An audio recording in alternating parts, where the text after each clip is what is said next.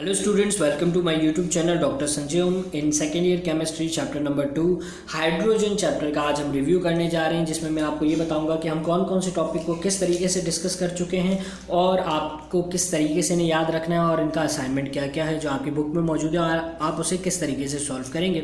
तो पहले मैं ये रिव्यू दूंगा कि हमने इस पूरे चैप्टर में किन किन टॉपिक्स को डिस्कस किया, क्या क्या बातें हमने डिस्कस की।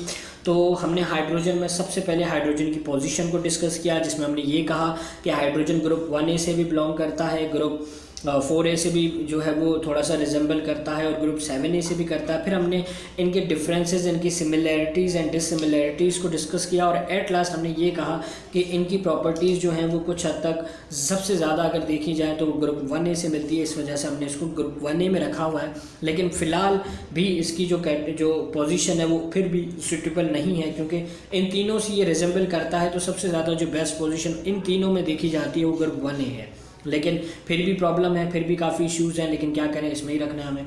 अब आप जाकर आगे नया पीरियोडिक टेबल बनाइएगा और फिर जो है क्यूरीज़ को आप आगे जाके सॉल्व कीजिएगा। तो फिलहाल हमने हाइड्रोजन को ग्रुप 1A में रखा हुआ है, हमने इन चीज़ों को डिस्कस किया। उसके बाद हम इंडस्ट्रियल प्रिपरेशन की तरफ आए, जिसमें हमने 6 मेथड के थ्रू किस तरीके से हाइड्रोजन को प्रिपेयर करते हैं वो पढ़ा, जिसमें हमने इलेक्ट्रोलाइसिस ऑफ वाटर पढ़ा, स्टीम हाइड्रोकार्बन प्रोसेसेस को डिस्कस किया, एक्शन ऑफ स्टीम ऑन कोल बार, फिर उसको कैसे कन्वर्ट करेंगे वाटर गैस से, कैसे हाइड्रोजन को अलग करेंगे, फिर स्टीम मेंथॉल प्रोसेस को डिस्कस किया, एट लास्ट थर्मल डिकम्पोजिशन के थ्रू। और फिर उसके बाद एक और वीडियो अपलोड की मैंने, जिसमें एटॉमिक हाइड्रोजन या फिर जिसे नेसेंट हाइड्रोजन कहते हैं उस पर हमने बात की, उसके प्रिपरेशंस की बात की, उसकी प्रॉपर्टीज़ में हमने किस तरीके से उसको क्या क्या प्रॉपर्टीज़ हैं, कितनी बॉन्ड एनर्जी उसको चाहिए होती है बॉन्ड को तोड़ने के लिए, उसकी यूजेस की बात की, फिर इसको किस तरीके से वेल्डिंग में यूज़ किया जा रहा है। इन तमाम बातों को हमने अच्छे तरीके से क्लियर किया। उसके बाद एट लास्ट हम एक बड़े टॉपिक पर आए जो कि बहुत ही इंपॉर्टेंट है, जिसका नाम था binary compound of hydrogen. Binary compounds को हमने हाइड्राइड्स कहा था। फिर ये आप 6 आप देख रहे हैं, जिसमें ionic, salt, covalent hydride, complex, metallic, polymeric and borderline, इन सब पे मैंने एक एक अलग अलग वीडियो बनाई, जिसमें हमने प्रिपरेशंस, प्रॉपर्टीज़, यूजेस और इन तमाम चीज़ों पे हमने डिस्कस किया, इनके जनरल फार्मूलाज डिस्कस किए, इनके दूसरे कॉमन नेम्स डिस्कस किए।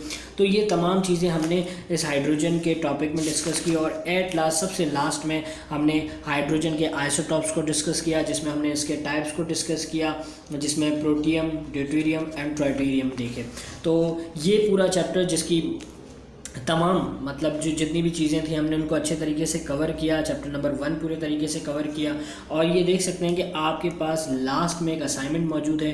अब आपने इस असाइनमेंट को सॉल्व करना है। इस असाइनमेंट में कुछ भी मुश्किल नहीं है, ये तमाम वो बातें हैं जो हम डिस्कस कर चुके हैं पीछे। अपनी जितनी भी इक्वेशंस थी जिनको हमने सॉल्व किया, उन सब में ये सारी चीज़ें, जैसे यहाँ पर आपको कह रहा है कि आपने क्या करना है, बैलेंस केमिकल इक्वेशन लिखनी है जो आपको एक्सप्लेन कर रही हो। क्या एक्सप्लेन कर रही हो कि जिंक जो है उसे हमने डाइल्यूट हाइड्रोक्लोरिक एसिड के साथ रिएक्ट करवाया तो क्या मिला। तो ये 4 इक्वेशंस हैं जो मैंने आपको पढ़ाई है इस पूरे मतलब चैप्टर्स के अंदर, तो आपने उसको रिकॉल करना है। ये सवाल आपने एज असाइनमेंट अपने सॉल्व करने हैं। उसके बाद एक दूसरा सवाल है कि आपको आइसोटॉप से क्या समझ आया, आइसोटॉप्स क्या होते हैं और वेरियस टाइप ऑफ आइसोटॉप की डेफिनेशंस आपने लिखनी है। ये भी मैंने पूरा एक टॉपिक बनाया।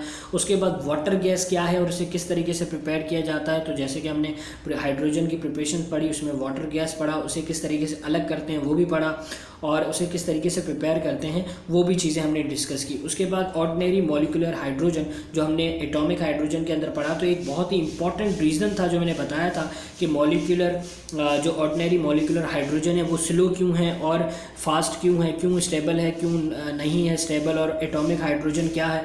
ये पूरा एक मैंने ये 4th वाला जो आपको है ये अच्छे तरीके से मैंने एक्सप्लेन किया, और इसका आंसर भी आपको मेरी वीडियोस में मिल जाएगा। और काइंडली इन तमाम चीज़ों को सॉल्व करें ताकि आप अपने सिंध बोर्ड के एग्ज़ाम्स में अच्छा स्कोर कर पाएँ, क्योंकि जब आप अच्छा स्कोर करेंगे और मेडिकल यूनिवर्सिटी में एडमिशन्स के लिए अप्लाई करेंगे तो आपकी यही इनिशियल परसेंटेज आपके लिए बहुत ही ज़्यादा बेनिफिशियल होगी।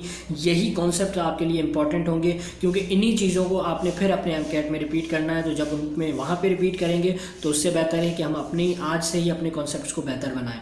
उसके बाद एट लास्ट इन्होंने नोट्स कहे हुए हैं कि पोजीशन ऑफ हाइड्रोजन के ऊपर एक नोट लिखें कि मतलब पोजीशन ऑफ हाइड्रोजन क्यों 1A में है, क्यों 2A में नहीं है, क्यों 3A में नहीं, 4A में नहीं है और 7A में नहीं है, तो ये पोजीशन क्या है, सिमिलरिटीज़ क्या हैं, डिससिमिलरिटीज़ क्या हैं। और बाइनरी कंपाउंड्स ऑफ हाइड्रोजन को भी हमने डिस्कस किया कि बाइनरी कंपाउंड्स ऑफ हाइड्रोजन की टाइप्स कितनी हैं, कौन कौन से एलिमेंट्स बनाते हैं। तो बहुत ही ज़्यादा मैं जिस तरीके से आपके लिए ये इजी कर सकता था केमिस्ट्री, उस तरीके से मैंने इजी करके पढ़ाई और इस चैप्टर को कंप्लीट किया, फर्स्ट चैप्टर को कंप्लीट किया।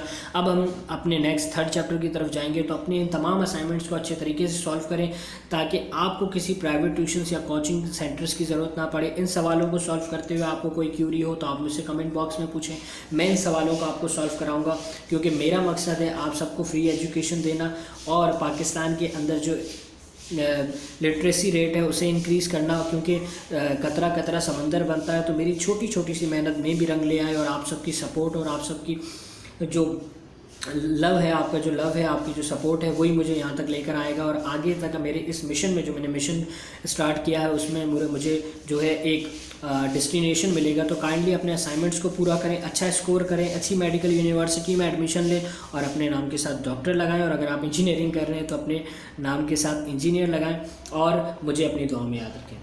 Thank you.